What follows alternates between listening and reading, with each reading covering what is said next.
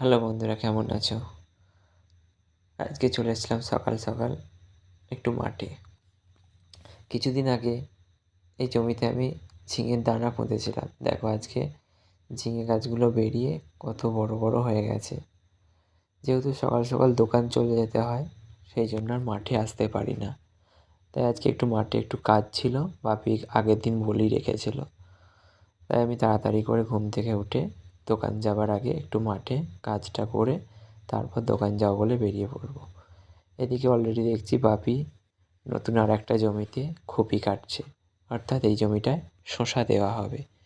তাই একটা একটা লাইন দিয়ে খুপিগুলো কেটে রাখছি যাতে সোজা হয়। এদিকে আমি দানা নিয়ে চলে এসেছি। চলো আজকে শসাটা বসিয়ে নিই।